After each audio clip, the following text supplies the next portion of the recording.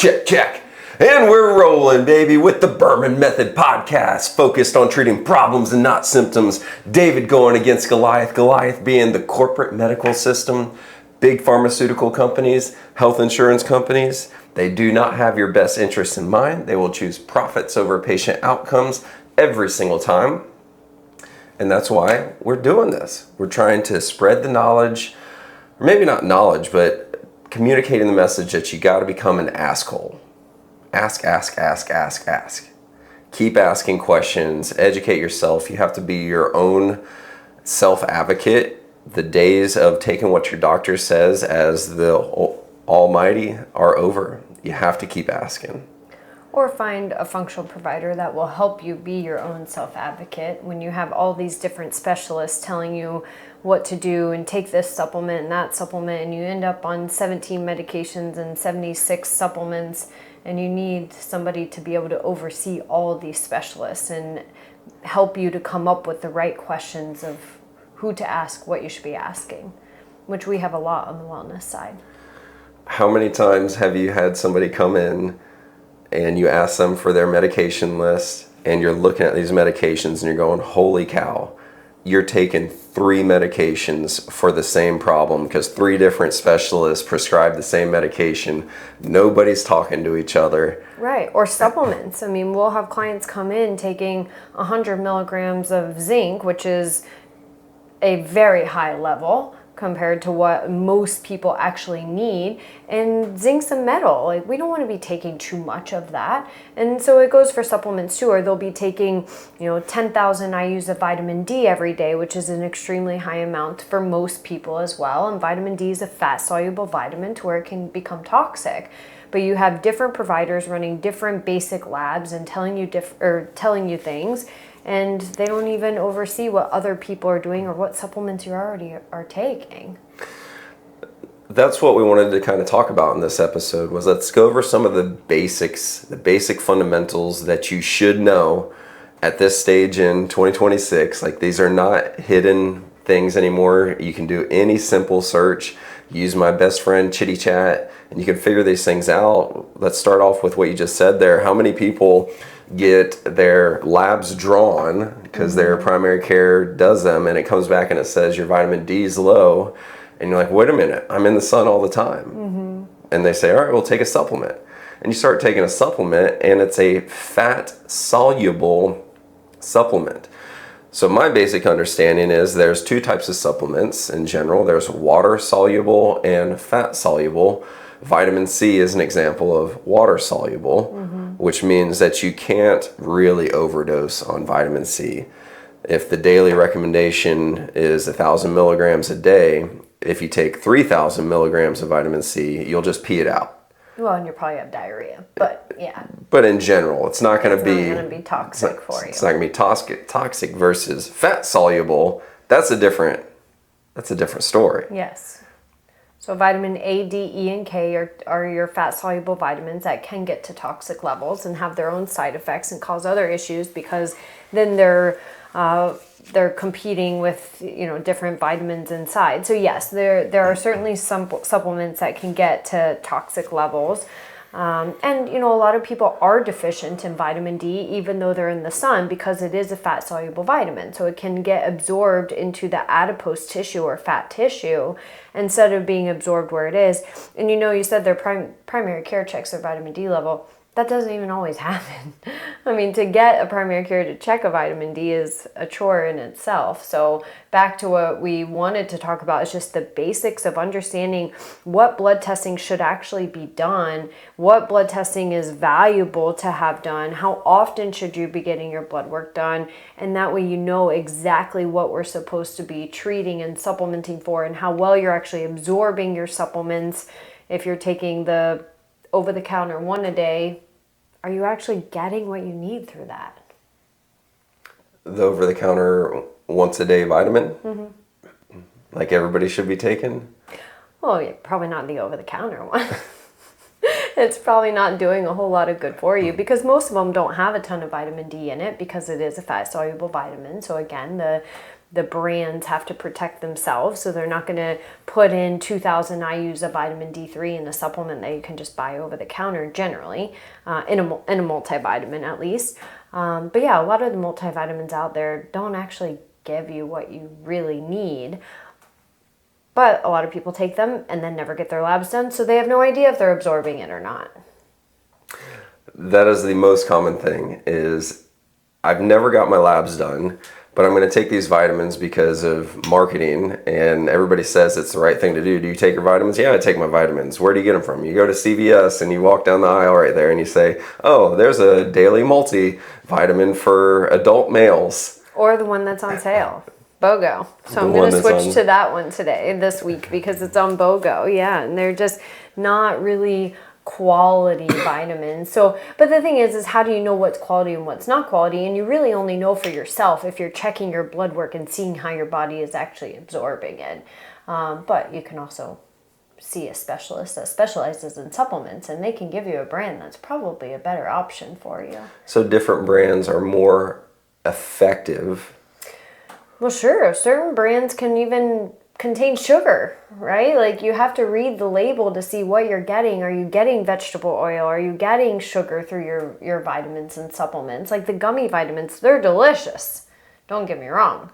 You could take all gummy vitamins, but one, gummies aren't really absorbed well. Gummy vitamins aren't really absorbed well. And two, they contain sugar, or sometimes they contain just crap to make them taste good. So fillers. Yeah. Not actual vitamins. Yeah. Well, they probably have a little bit of vitamins in them, I guess. They have to be able to, the label to say it has some vitamins in it. Okay. You can't lie about it. Well, I think that's a good intro. We've got a list here. You never introduced us. Dr. Jake Berman here with my beautiful co-host. Jenni Berman, physician assistant. I think since we started doing these videos, you haven't introduced who we are. I'm just not in my groove right now. Okay. I need a checklist on the wall over there. Make sure you do this. Like, this is a whole new world for me right now. Yeah. I had it dialed in, 230 episodes. This kind of reminds me of the first episode that we ever recorded 4 or 5 years ago. How horrible that was. They were pretty horrible. And then before these videos came out, just dialed in. Brand new, starting all over. Okay, let's go through our list. Yeah. Where do we start? We wanted to talk about some of the basic fundamentals and then give you a game plan at the very end of this on there's just so much that could be done, should be done. Well, here's just the basics they should be non-negotiable for you. Right out of the gate, I don't know how you could start without talking about breakfast. Yes. Starting with 16 ounces of water before you even eat breakfast. Step number 1. You wake up out of bed. You drink 16 ounces of room temperature water to stimulate the metabolism, detoxify, stimulate your brain. So that should be step number 1. Then breakfast, yes. And the issue we see so often is that people think they're eating a healthy breakfast and it has about 5 grams of protein in it, which is not quality breakfast at all. We should be starting off our day with about 30 to 40 grams of protein within an hour of waking up for most individuals, to be able to stimulate the metabolism, to stabilize the blood sugar for the day, to help with regulating cortisol levels throughout the day, and then, of course, providing some energy to our cells. Well, what if I'm just not hungry in the morning? That's a red flag. And that'll open up a whole nother can of worms if you want to talk about that. No, let's not talk about that. But if you're not hungry in the morning, that's a red flag that there's something metabolically going on, particularly with the blood sugar or cortisol level. And so we need to identify what that problem is and to be able to fix it.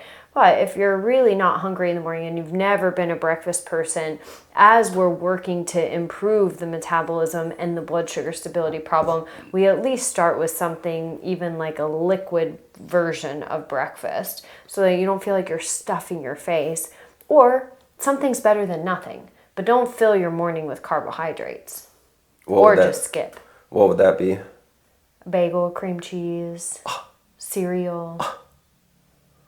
What else? Pancakes, orange juice. Yoplait yogurt. If you didn't hear the episode a year ago or so, we went through and we looked up all of the, what's the right word, the macros or calories or nutritional values of apple juice, orange juice, a bowl of ice cream, Snickers bar. Yeah. What was the other one? I thought we did 5. I don't remember. But it was over a year ago because Walker was a baby when we did that. Because we did it after going out to breakfast with him. Yeah. And what we found was drinking a glass of orange juice. Oh, and a glass of milk. Oh, glass of milk was the 5th one. Yeah. Drinking a glass of orange juice is worse than eating a bowl of cereal. Bowl of ice cream. Bowl of ice cream. Yes. Drinking a glass of orange juice is worse from a nutritional value level than eating a bowl of ice cream. Yes, when it comes to the calories and sugar content. It's just insane. Yeah. So breakfast, right out of the gate, first thing that we do every single morning, we wake up and you drink a room temperature glass of 16 ounces of water. Just get it out of the way, stimulates metabolism, does all sorts of good things for you. And then breakfast, making sure that we're looking at what are we eating right now? What is the balance between protein and carbs specifically? How many episodes have we talked about going out to breakfast, going out to Skillets, and just looking around at all the other tables in a not necessarily judgmental way, in a negative judgmental way, just like, oh my gosh, like they don't know what they're doing. Well, yeah, it's totally a knowledge-based thing. They don't know that they're doing something that's not right for them.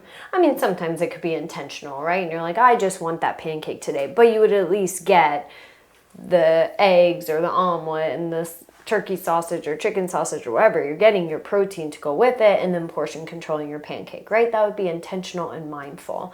And especially if you've worked it in your macros, your proteins, carbs, fat balance for the entire week, depending on what your goals are. But to see all the tables that just don't know, and they will order the waffle with the fruit and the fruit's healthy and the waffle, like, no big deal. Zero protein. Just not getting your protein. Zero protein.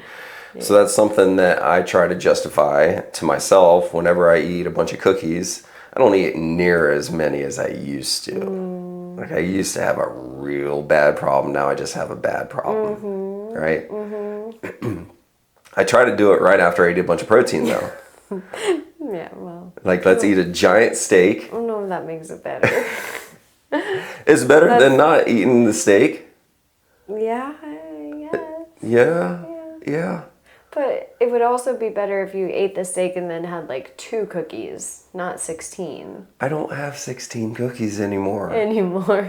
Those days are behind me. No, it's just 8. No, it's not even 8 anymore. Those days are behind me. Okay. Are you even paying attention to me anymore? Along with my three children. Yes. So eating protein when you know that you're going to intentionally not eat well. So if you're going to pound the carbs in, pound the sugars in, better pound some protein in too. Right. And then you have to work it in your week, right? We can't every meal say, okay, because I'm going to have these carbs, I got to eat more protein, because then your calories are just going to be way over for the day or the week, and that's not going to help with the goals of weight loss. So anyway, kind of getting into the weeds here. The point is we need to be starting our day with 30 to 40 grams of protein at breakfast and really balancing that with the total carbohydrate and fat content. Breakfast should contain protein, a carb, a fat, right? Like that a well-balanced breakfast will contain all 3, and that helps with the regulation of the blood sugar and getting the cortisol to be stabilized first thing in the morning. We just have so many people who are protein deficient, and oftentimes you're like, it's just way too much food. So start with the protein, then move to the healthy fat, and then the carbohydrate when you're eating your breakfast. What would that look like? Let's just talk about a very generic breakfast. Not out to breakfast, at home. 2 eggs, 2 chicken sausage patties, a quarter of an avocado, and a slice of high fiber bread or a half a sweet potato. How many people are listening to that right now going, there's no chance that happens? Why? Every day? We do it on Saturdays. We do. Yeah. But during the week, we often will have a protein shake with either fruit, or you'll have a little bit of oatmeal with your protein shake. But that's something that's easy and simple for us after the gym during the week, but it doesn't have to be that way for everybody. Some people don't like protein shakes. So their breakfast could be, to do something simpler, it might be prepping some egg cups at the beginning of the week and have those prepared all week long, which has eggs or egg whites with chicken or turkey sausage and some vegetables like spinach or peppers inside of it. And then you prep a whole quiche worth or muffin tin of them and have them prepped and ready to go for the week. Okay. Could be a cup of Greek yogurt with some berries on top. That would be a well-balanced protein, fat, and carbohydrate. Because fruit is a carb. Did you know? You knew. Yes. Okay. Yeah. Fruit is a carbohydrate.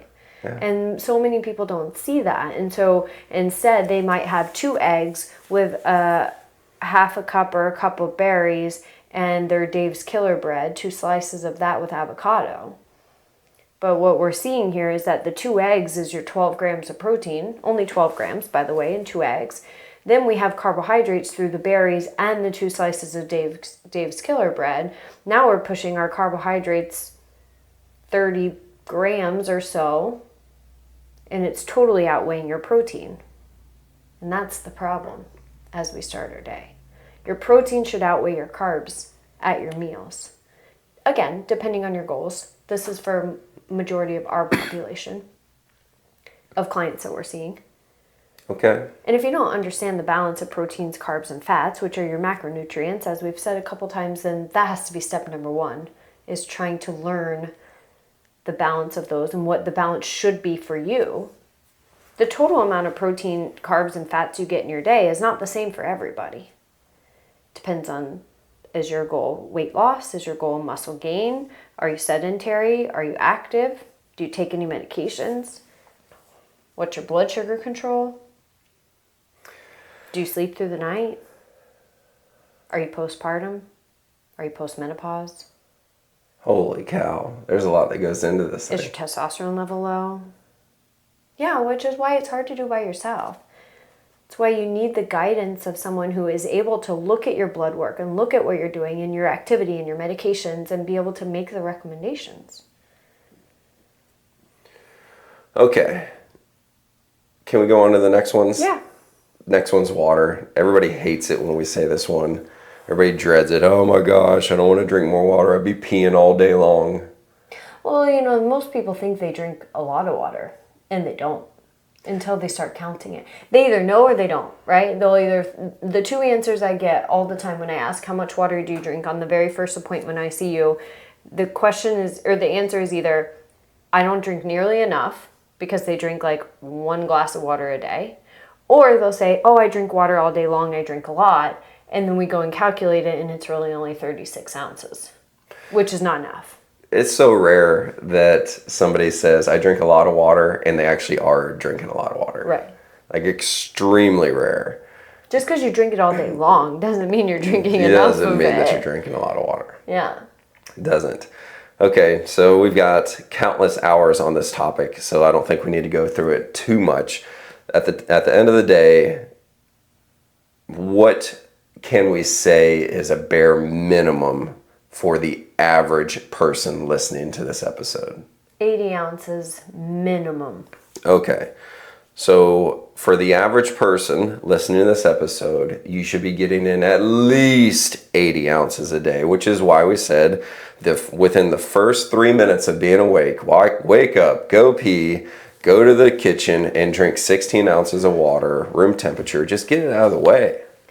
Yeah, I mean, one reason is to get it out of the way, and then you're already 16 ounces down out of your 80 for the whole rest of your day. But there is also true physiologic benefit to starting your day with water. Yeah, we already talked about all that. I'm just trying to say, how do you get to the 80 ounces? Well, it's almost 20 to 25% of the total amount is done in the first 3 minutes of your day. Right. Now you've got the rest of the day to get through the next 75% of it. Yes. So it's not a lot. When we're talking about 16 hours a day, most people are awake for 16 hours a day. if you just split it up.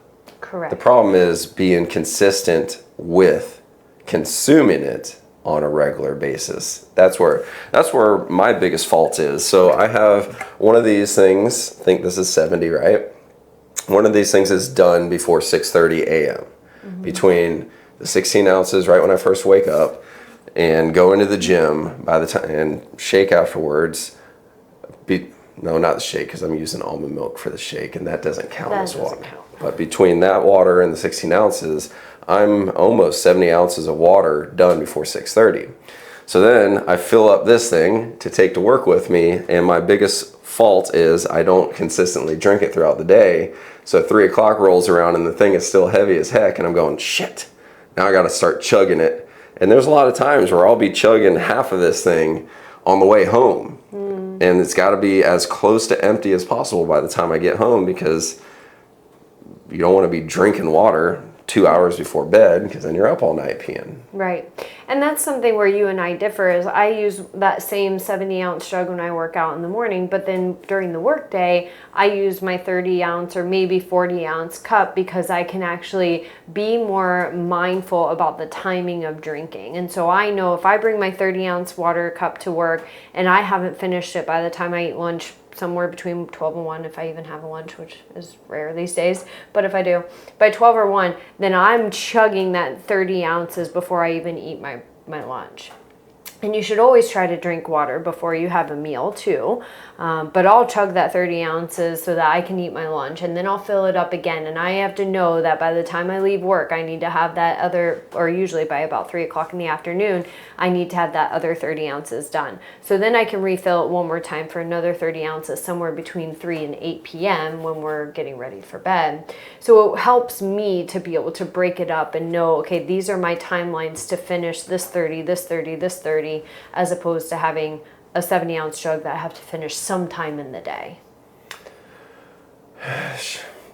You got it figured out, babe. Well, I mean, that's what works for me. If your 70-ounce jug works for you. It works for me. But it is a timing thing. I will tell clients all the time is start your day off with the 16 ounces. Then can we finish the other 30 ounces by lunch or by mid-morning, right? Because if they're not drinking at the gym in the morning. And then, it's more about the timing, is how can we break it up, and what is our timeline to say it has to be done by this time, and then we refill, and it has to be done by this time. Then we're not staying up all night drinking and peeing.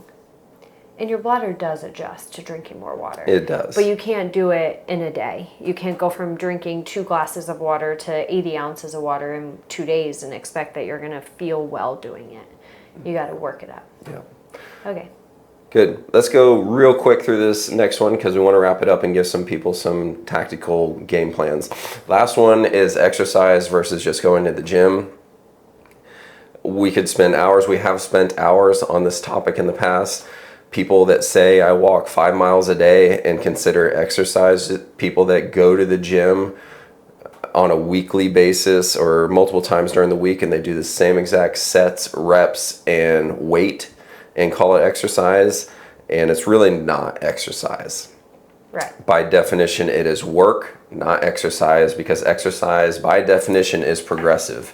So you have to be progressing at least one of these categories on a consistent basis. Sets, reps, intensity, duration. You've got to progress something on a consistent basis for it to be considered exercise. And if it's not considered exercise. It's actually considered work. So the easiest example is people that walk on a daily basis or a regular basis, and they say, I walk 3 miles, I walk 5 miles, and you think that you're doing something good. And it's better than sitting on the couch. It's better than eating pancakes for breakfast. Mm-hmm. But it's not really exercise. It's cardio. You're getting some cardio benefits from it.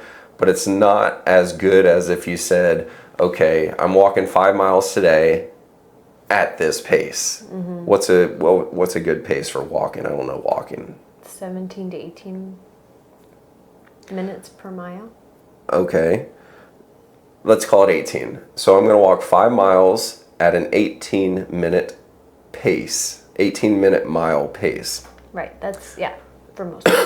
And then the next day, you're going to say, all right, let me see if I can walk 5 miles at a 1750-minute pace. So you're trying to change it. Or the next day you say, I'm going to walk 3 miles at a 16-minute pace. But you're constantly changing one of those things, whether it's the length, duration, intensity, frequency. You're changing something for it to be considered exercises versus just work. And if you just do work, you're not really progressing. You're actually technically regressing. Mm-hmm. And that's how people will wind up in their 70s and their 80s and fall, walk into the bathroom in the middle of the night and break their hip and not know how it happened because they exercise every single day. They walk 5 miles a day. How can my balance be bad? Well, you're not really working on your balance. You're working on doing the same thing over and over again, and you're not changing anything. Right, which is where we also talk about cross-training in terms of not just walking every day, but then one day we're doing strength training, and one day we're doing balance training, and one day we're doing Pilates, and one day we're playing pickleball. Like, we have to have some cross-training to shake up the metabolism, number one, but two, to be focusing on different areas of strength and mobility. Walking is not really, it's cardio, like you said, it's not giving us really any strength benefit. Yes, if you walk with weights, it can help with your bone density, and yes, it's getting your heart rate up, so it's helping with your good cholesterol, but it's not helping to strengthen the glutes. It's not helping to strengthen the core, which is what's going to help with the balance and being able to get up off the ground. It's not going to help with toning, muscle toning, as far as, burning fat or getting your arms to look more toned. So we have to be able to train. And I actually just made a little real post about that this morning. Is like, we need to be doing something different in terms of our exercise and our nutrients that we're intaking every day to continue to progress and strengthen the body and the metabolism. One really, really simple example, not easy, but simple example of real exercise is a burpee. And I have to give a shout out to Lori Mountford, who's been with us for 12 years now. She was one of my first clients ever. She just came out with a new video testimonial that should be on the website now. She's a Canadian, so she's up in Canada for the summers. And we came up with a plan to keep her consistently progressing throughout the summer this year. And 6 weeks ago was the last time that I saw her, and we tested her burpees. How fast can you get down on the ground and get back up again? We didn't have the jump in it, but how fast can you get down on the ground and get back up again standing without using your hands to push off your legs to come back up to standing? And 6 weeks ago, she did 5 of those in 45 seconds. So I said, okay, we're going to do these every single day. And we want to measure that time, measure your progression by the time going down. And I just had my monthly call with her last week, and we did it through Zoom, and she did 5 in 30 seconds. So we shaved 45 seconds the first time and went to 30 seconds the second time. We shaved 15 seconds in her ability to get down on the ground and get back up again. And that's one of those things where once you can do that, you become anti-fragile. That's the thing that every senior should be striving for, is becoming anti-fragile, meaning that I don't care that I fall because I'm not going to break. Mm-hmm. I don't care if I hit the ground because I'm not going to shatter. I'm anti-fragile. I'll just get back up again. I may have a bump or bruise or a cut or something, but I'm not going to break a hip. Or it's highly unlikely I'm going to break a hip, and I'll just get back up again. That's called anti-fragile. So a huge shout out to Lori. We added, because she shaved 15 seconds, we now added the jump. So now Lori Mountford's homework is burpees with the jump. Mm-hmm. It's like, how many people can say that you're doing that in your 60s and 70s? My mom's freaking doing it in her mid-70s. Mm-hmm. Like, that's something to be proud about. Right. Good? Yeah. So let's wrap everything up, because the last one is the most important one. We kind of started with this one, but we should end with this one, because we talked about proteins, carbs, fats, and different variations of those things depending on what your goals are. We talked about water intake, we talked about exercise, but really all of it comes down to knowing what your blood work is. Mm-hmm. Right. And we touched on that in the very beginning. It's just having the right provider to order the blood testing and ordering the right things and really understanding and interpreting it for your body and helping you to give more holistic dietary lifestyle changes to improve the blood work instead of putting you on a medication or just loading you up on different supplements. So what can we change dietary wise? How can we adjust our proteins, our carbs, getting in more fiber, getting in more water, taking the right supplements for actual absorption, making sure the gut is healthy to actually absorb your vitamins as well, which is a big thing that we will focus on. But if you can understand what's going on inside of the body, then you can make the appropriate lifestyle and dietary and exercise adjustments to be able to fix these things and really get your inflammation under control, help the metabolism, help your brain health, your nerve health. And so that's it. You just got to understand what's going on the inside. And you have and your sleep. And your sleep. And you have to do it on a regular basis as far as your blood work goes. Just because you get blood work once a year and then you make an adjustment doesn't mean that 3 months or 6 months later it's still relevant. For example, I had blood work done. My zinc was low, my B12 or vitamin B was low. So I'm taking zinc and B supplements. I get my blood work done again and it's still low. Mm-hmm. Like, okay, well then there's something going on in the gut. So now we need to do a food sensitivity screen again. Like this is just this constant thing where it never ends. The cycle of health has changed. So the thing that got us here is not the thing that's going to get us there. The game has changed. You've got to jump on the bandwagon. This is not a fad. This is not, the Bermans just do things differently and everybody else is normal. No, it's like we're not going to stick our heads in the sand and pretend like this is not happening. The game has changed. Mm-hmm. Good? Yep. So make sure you go to bermanboomers.com and see if you're on track to reaching 80, feeling like you're 40. And check out the new website, bermanhealthclub.com, and scroll around on there. See if you can find any typos. If you can, message Jenny. Do not message Jake because I will intentionally put typos on there just to generate some more chatter about it. But this was a fun episode, going back to the basics. bermanboomers.com, bermanhealthclub.com. Anything else? Share this episode. Share this episode. Send the video. Share this episode with a family member that you know eats oatmeal, fruit, and peanut butter toast for breakfast every single morning, thinking that it's healthy. Right. Ciao for now.